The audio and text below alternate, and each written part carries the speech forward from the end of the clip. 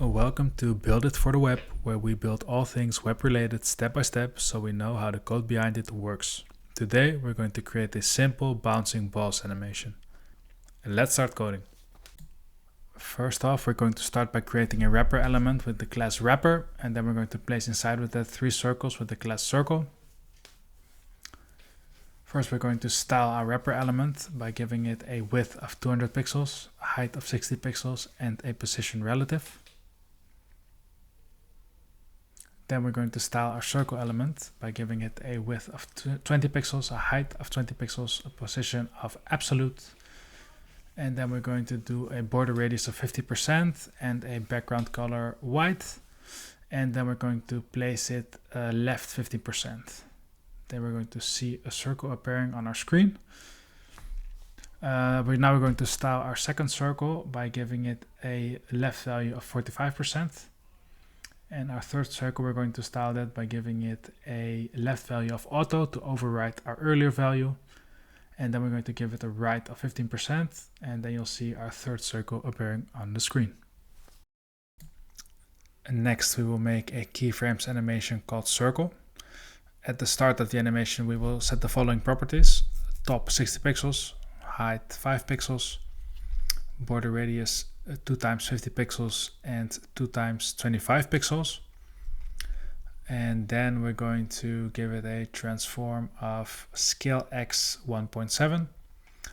At the 40% portion of our animation, we're going to do the following styling. We're going to set height 20 pixels, border radius of 50%. And then we will also give it a transform of scale x1. At the end of our animation, we will set top to 0. And now we are going to set the animation also on our circle element. We're going to use the animation property for that. We'll make it last 0.5 seconds and we'll make it infinite, and we'll give it an easing function of ease. Also set alternate on it so it goes up and down. And we're going to set the animation delay on our second circle and our third circle, so that they will move a little bit later from each other. And now if we look at the screen, you can see how the animation will look. Let's temporarily disable the animation that we have created for our circles on the screen. Our next step is to create shadows for the circles that we have created. We're going to do that first by creating 3 elements, all with the class shadow. Then we're going to give those shadows some styling. We're going to start with some width of 20 pixels, a height of 4 pixels, a border radius of 50%, background basically black with an opacity of 0.9, so it is a little bit transparent. And then we'll give it a position of absolute.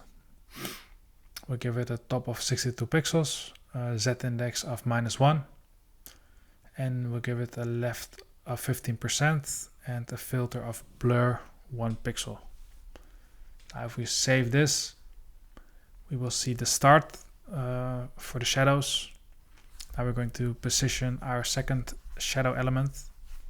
It's going to be basically the same as we did for our circles. The second one, we'll give it left 45%. And then for the third one, we'll do left auto and right 15%. And now we have positioned our shadows. The final step will be to create a keyframes animation called shadow. At the start of the animation, we'll give it the following styling. We'll give it a transform of scale x 1.5.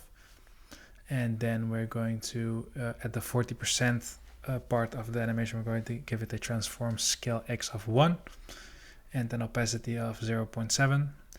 And at the end stage of the animation, we'll give it a transform of scale x 0.2. And then we'll give it an opacity of 0.4. Also, we need to apply the animation to our shadow element or shadow class. And then we'll make it last 0.5 seconds. We'll basically set it the same as we did with our circle animation. And then we'll also give the second and third shadow an animation delay of 0.2 seconds and 0.3 seconds. And basically that will be it. And now if we also uncomment our circle animation and if we save, then we should now see our final result. Let's refresh it one more time. Okay, let's take a look. As you can see, the animation is very smooth.